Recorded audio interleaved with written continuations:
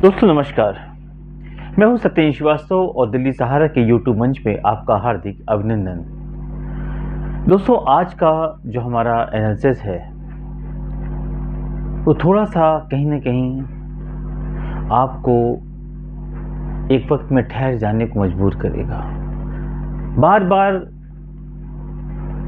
जब इन खबरों को हम पढ़ते हैं, सुनते हैं या उनका विश्लेषण करते हैं तो अपने आप के अंदर भी एक पीड़ा होती है कि कब तक बच्चियां, महिलाएं उस शोषण का शिकार होती रहेंगी जिसके लिए उनको कभी नहीं बनाया गया है। बार बार तमाम वादे, प्रतिवादे, नियम, कानून, हर तरह से पूरे देश के अंदर एक प्रचार किया जाता है, बेटी बचाओ, बेटी पढ़ाओ, महिला सम्मान देश का सबसे बड़ा सम्मान। ये कागजों की पूर्ति है या कानूनी दांवपेच? दोस्तों, देश के प्रधानमंत्री नरेंद्र भाई मोदी ने लाल किले की प्राचीर से कहा था कि महिला सम्मान राष्ट्र का सबसे बड़ा सम्मान है और इसमें कोई शक भी नहीं है।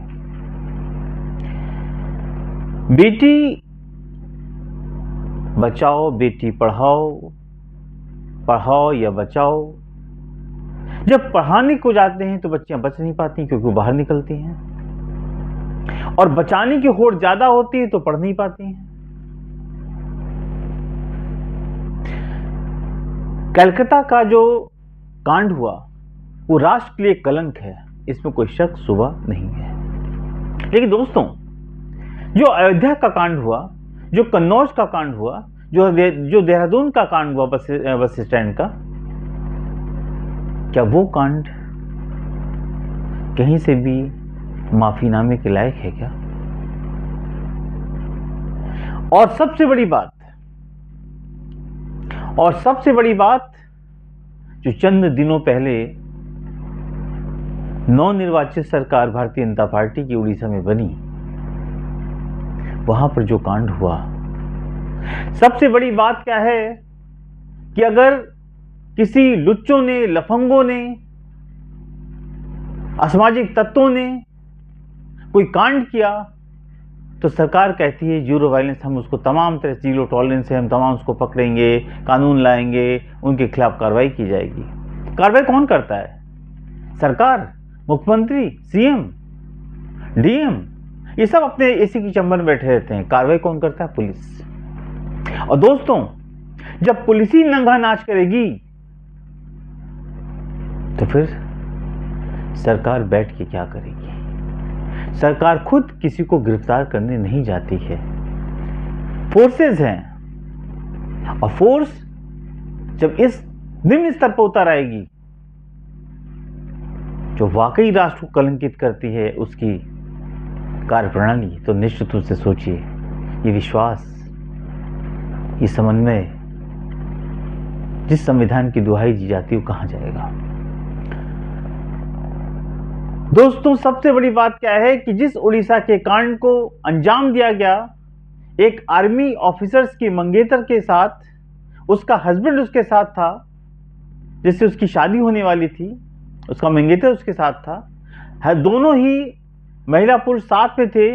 उसके बावजूद मुख्यमंत्री मोहन मांझी का नाम लेके वो लुच्चे उनको रोकने की कोशिश किए। जब वो पुलिस थाने पे गई कंप्लेंट कराने तो जो कांड हुआ उसकी वजह से पूरे हिंदुस्तान के अंदर आज जग जाहिर है। क्या मोदी जी या मोहन मांझी जी या देश के गृहमंत्री अमित शाह बताएंगे कि जिस राज्य को उन्होंने सत्ता संभाली है वहां पे इतनी लुच्चे लफंगे कुछ करते हैं तो बात समझ में आती है वहां के स्टेट की पुलिस ने जो नंगा नाच किया है। कम से कम मेरी याददाश्त की कहती है कि फिलहाल हमने ऐसे किसी राज्यों में, तमिलनाडु हो या जो है वेस्ट बंगाल हो, हमने नहीं सुना। टीएमसी सबसे बदनाम राज्य है, भाजपा भी उसके खिलाफ लगातार प्रहार करना भी चाहिए, लेकिन वहां भी किसी थाने में यह कांड नहीं हो गया कि पुलिस ने खुद नंगा नाच किया हो। आप सोचिए किस पर विश्वास किया जाएगा? मुख्यमंत्री खुद थाने पे तो नहीं बैठ जाएंगे, ये भी सच है। दोस्तों, इसकी विस्तृत रिपोर्ट आपको हम बताते हैं, आप सहम जाएंगे, थर्रा जाएंगे, आपके रोंगटे खड़े हो जाएंगे कि अल्टीमेटली आम जनमानस, आम आदमी, ये बच्चे, ये महिलाएं आखिर सड़क पे चलें तो कैसे चलें, ऑफिस में जाएं तो कैसे जाएं, ऑफिस में जाएंगे तो घर भी जाएंगे, घर जाएंगे तो सड़कों से जाएंगे, रास्तों से जाएंगे, उसके बाद ये थाने, ये पुलिस, कहाँ पे भरोसा करें। दोस्तों, इसके पहले कि हम आपको और विस्तृत रिपोर्ट दिखाएं, एक आपसे गुजारिश है कि जिन लोगों ने अभी तक दिल्ली सहारा की यूट्यूब चैनल, आपके चैनल को सब्सक्राइब नहीं किया, प्लीज़ सब्सक्राइब करें, लाइक करें, शेयर करें। और एक बात और, स्वतंत्र पत्रकारिता की मजबूती के लिए आप अगर कोई आर्थिक योगदान देना चाहें तो डिस्क्रिप्शन डिटेल से आप जाके दे सकते हैं। दोस्तों, इन तमाम हालातों के बीच में जो एक सत्य है उसको हम बहुत विस्तृत रूप से आपको नहीं बता पाएंगे। जिस कांड को अंजाम दिया गया, सबसे बड़ी बात है, देखिए कि वो जो महिला है वो एक लॉयर थी, जो पुरुष है वो कैप्टन है आर्मी का, उसकी वाइफ अपनी दुकान, उसका रेस्टोरेंट बंद करके जा रही थी, रास्ते में लुच्चों लफंगों ने रोक लिया, मोहन मांझी का नाम लिया, किसी तरह वहां से भाग करके गाड़ी के थाने पे आए। जब थाने पहुंचते हैं तो वहां पर उनके साथ बदसलूकी होती है, वो एफआईआर दर्ज करने कहते हैं, उनको कहा जाता है कोई तेरे साथ रेप हुआ है जो तेरी एफआईआर की जाए। जब काफी विवाद बढ़ जाता है तो उनके कैप्टन पर, यानी सोचिए, सिविल पुलिस किसी भी कीमत पर आर्मी की फोर्स के किसी भी ऑफिसर्स को या किसी को अरेस्ट नहीं कर सकती है, ये हिंदुस्तान का संविधान है, कॉन्स्टिट्यूशन है। उसके बावजूद उड़ीसा की पुलिस ने उसको गिरफ्तार करके उठा करके डाल दिया दूसरे अपने केबिन में, यानी कि उसके जो मंगेतर था उसको उठा करके अपने थाने के किसी उसमें डाल दिया, बाद में अरेस्ट किया। अब महिला को देखिए, उसके बाद दो महिलाएं आती हैं, एक पुलिस की गाड़ी आती है, उससे महिला उतरती है पुलिसकर्मी, और उसके सर के बाल पकड़ के घसीटती है, उसको लेके जाती हैं कमरे में, मारती हैं, पीटती हैं, चिल्लाती हैं, उसको अगर कमरे में बंद कर देती हैं। अब देखिए हद तब है, हम बड़ी शॉर्ट में आपको बता रहे हैं क्योंकि ये चीजें इतनी जगजाहिर हो चुकी हैं कि इनको बता पाना बहुत मुश्किल है। सुबह 6 बजे वहां का थाना प्रभारी आता है और थाना प्रभारी आकर के उस महिला के कपड़े उतरवाता है, अपने कपड़े उतरवाता है, और जो हरकत हुई है, शर्मसार है ये राष्ट्र कि देश की कोई भी स्टेट हो, उस स्टेट की पुलिस जिसके ऊपर करोड़ों करोड़ों आम जनमानस विश्वास करता है कि ये हमारी रक्षा करेगी, और वो भक्षक अगर बन जाए तो आप कहां जाएंगे। आप सस्पेंड कर दो, क्या होगा, 4 महीने बाद, 6 महीने फिर ये वापस आ जाएंगे, किसके पीछे जाओगे। अगर इनके जहन में आम जनमानस के प्रति कोई लगाव नहीं है तो इनको वर्दी पहनने का हक भी नहीं है। क्या ये हर स्टेट में होता है? बिल्कुल नहीं, लेकिन जो भी हुआ है, वो चाहे वो वेस्ट बंगाल हो और चाहे भाजपा शासित उड़ीसा हो, जहां पटनायक साहब की सरकार गई हो, अभी भाजपा की सरकार रही मोहन मांझी जी की, कैसे लोग इसको एक्सेप्ट करें जब इतने बड़े ऑफिसर्स की बीवी, उसके मंगेतर के साथ ऐसा हो सकता है। और पूरी घटना आप देखिए, क्या घटना है। उसके चेस्ट पे लात मार रहे हैं, किसी महिला के चेस्ट पे लात मार रहे हैं, आप सोचिए उसकी हालत क्या है। और उसके बाद बेशर्मी देखिए, पहले उनको ट्रांसफर किया गया, फिर उनको सस्पेंड किया गया। अब पुलिस महकमे की कार्रवाई देखिए, बर्खास्त नहीं किया गया है, अभी भी उनको गेस्ट बना के रखा गया है। पहले हमास थाने से हटाया, उसके बाद उनको सस्पेंड कर दिया। सस्पेंड करने से क्या होगा, ये जाहिल नहीं है, ये वर्दी वाले हैं, और इनके जहन में अगर औरतों के प्रति, महिलाओं के प्रति ये रवैया है तो आज ये कल दोबारा ये अपनी वारदात को अंजाम देंगे। इसमें क्या हो सकता है। वो महिला उसके बाद वहां से छोड़ी गई, उसको पुलिस इन्होंने उठा करके कोर्ट में जाके पेश किया, उसको जेल में डाला गया। दूसरे दिन कोर्ट ने नेक्स्ट डे उसकी बेल की। आप सोचिए, अगर न्यायालय में ये केस ऑलरेडी अब चलेगा, लेकिन कुछ भी होगा, जो नंगापन, जो चेहरा बेनकाब होना था उड़ीसा पुलिस का, वो हो गया। क्या कोई इमेजिन कर सकता है? क्या महिलाओं को ऐसा बना दिया है कि कहीं भी उनको कुछ भी उनके साथ कर दीजिए और बाद में एफआईआर होगी नहीं होगी, सस्पेंशन होगा नहीं होगा, दोबारा नौकरी होगी, 4 महीने 6 महीने 2 साल बाद फिर वापस आ जाएंगे। लेकिन जो उनको करना था वो कर चुकी है। अगर कोई थाने में सुरक्षा मांगने जा रहा है और उसको आप सुरक्षा नहीं दे पा रहे हैं, तो ये राष्ट्र शर्मसार होता है। जाए तो जाए कहां? इस विवाद ने काफी तूल पकड़ रखा है। आर्मी वर्सेस सिविल का ये मैटर, काफी बड़े बड़े अधिकारी इसमें इन्वॉल्व हो चुके हैं और जो फौज की जो कमांडर है उनको ऑलरेडी इस पर भेजा गया है। उन्होंने सीनियर ऑफिसर्स जो डीजीपी उनसे बात की है, उसमें इंक्वायरी गठित की गई है। अब इंक्वायरी क्या रिपोर्ट देती है, क्या फैसला होता है, क्या होता है, ये तो बहुत लंबे समय की बात है। लेकिन इसमें कोई शक नहीं कि ऐसे वाकयात, ऐसे जो हालात पैदा होते हैं, उससे लोगों का विश्वास तो डगमगाता ही है। दोस्तों, ये घटना उड़ीसा में हुई, लेकिन ये जो घटनाएं लगातार हो रही हैं, चाहे उड़ीसा हो, चाहे वेस्ट बंगाल हो, चाहे यूपी हो, चाहे उत्तराखंड हो, इन घटनाओं पे रोक नहीं लग रही है।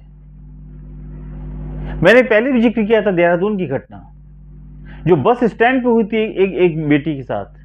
वहीं के कंडक्टर, वहीं के ड्राइवर, उन्होंने बस के अंदर उसके साथ एक ने 4-4 बार रेप किया, 3 घंटे तक रेप किया। क्या हुआ? सस्पेंड हो गए। सरकारी कर्मचारी, उत्तराखंड सरकार के कर्मचारी, हिम्मत देखिए, अकाउंटेंट भी उसमें शामिल, पैसा लेने आया, कहा लाओ मैं भी। ये हालात है। तो सरकार का जो भी सरकार है, उसका डर, भय, खौफ कहीं तो नजर आए कि सरकार का भय भी इन अपराधियों पर है। कहा जाता है कि अपराधी छोड़ के भाग जाते हैं जब भाजपा की सरकार आती है। ये प्रचंड आप देख रहे हैं, थाने में अपराधी तो भाग नहीं पा रहा, बाहर क्या भागेगा? कांड तो सरकारी कर्मचारी कर रहे हैं, अपराधियों के तो छोड़ दीजिए, जिनको नौकरी का भी डर नहीं है। आप सोचिए क्या सोचा होगा इन्होंने। लोग नौकरी के तरसते हैं और 1 नहीं, 2 नहीं, 3 नहीं, 5-5 कर्मचारी खुलेआम रेप कर रहे हो बस के अंदर, सरकारी बस के अंदर, और उसके बाद सस्पेंशन, एफआईआर, केस चलेगा। दोस्तों, एक और इंसिडेंट यूपी के अंदर फिर शर्मसार कर रहा है। तमाम बार योगी जी इस बात को कहते आए हैं कि हमारे प्रदेश के अंदर जो है वो जीरो टॉलरेंस है, हम किसी भी कीमत पर अराजकता बर्दाश्त नहीं करेंगे। बिल्कुल बर्दाश्त नहीं हो रही है, लेकिन जब अराजकता हो जाती है तब बर्दाश्त नहीं हो पाती है।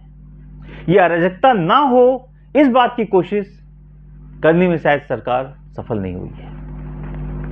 अब आप सोचें कि आज जो एक नया इंसिडेंट हुआ है मथुरा, कृष्ण की नगरी मथुरा में, एक हॉस्टल के अंदर वहां की वार्डन, जिसका नाम शायद रूबी है, यस रूबी है, उसने अपने भाई को और उसके साथ दोस्तों को बुलवा करके वहां बीटेक की 3rd ईयर की जो छात्रा थी, जो कि उस हॉस्टल को छोड़ के जा रही थी, उससे झगड़ा किया। उस मारपीट के बाद कमरे, तमाम लड़कियों की मौजूदगी में कमरे बंद करके उसकी जबरदस्त पिटाई की। बच्चे चिल्लाते रहे, कोहराम मचता रहा, लेकिन ये दानव अपना काम करते रहे। दोस्तों, सरकार का खौफ डर नहीं है इनको। ये गर्ल्स हॉस्टल के अंदर का वारदात है। वहां उसका भाई कैसे आ सकता है, वहां पे आदमी कैसे एंट्री हो सकती है। और हिम्मत देखिए, गर्ल्स हॉस्टल के अंदर उन बच्चियों को बंद करके बुरी तरह पीटा गया। क्या होगा? एसपी साहब आए, उनका एफआईआर दर्ज हो गई, कार्रवाई हो गई।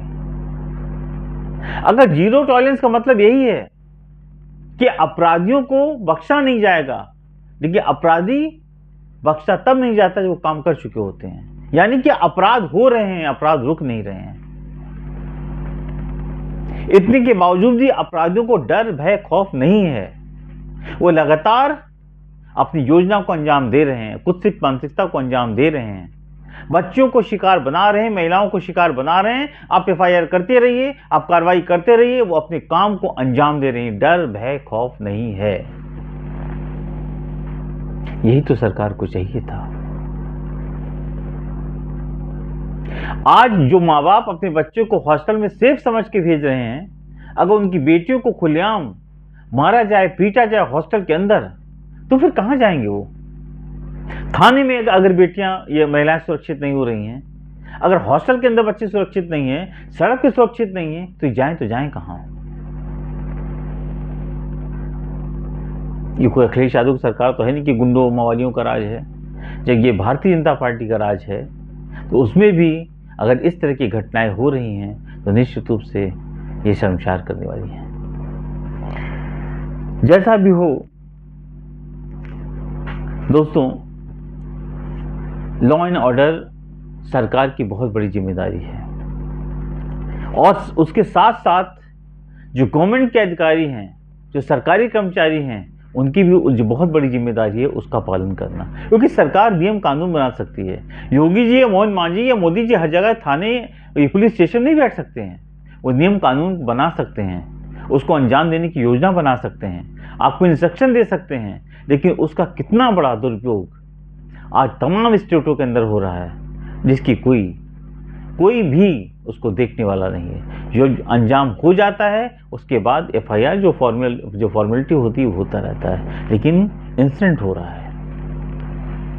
और अगर ये नहीं रुका तो निश्चित उस लोगों के अंदर एक ऐसा असमंजस की स्थिति पैदा होगी कि अब किया क्या जाए। दोस्तों, आपको हमारा ये आज का एनालिसिस कैसा लगा? लाइक करें, शेयर करें और अपने कमेंट ज़रूर करें, क्योंकि आपके जो कमेंट्स होते हैं वो हमें नई चीज़ों को, अपनी गलती को सुधारने का मौका देते हैं। मैं हूं सत्येंद्र श्रीवास्तव। कल फिर एक नए एनालिसिस के साथ आपके बीच में आऊँगा। नमस्कार।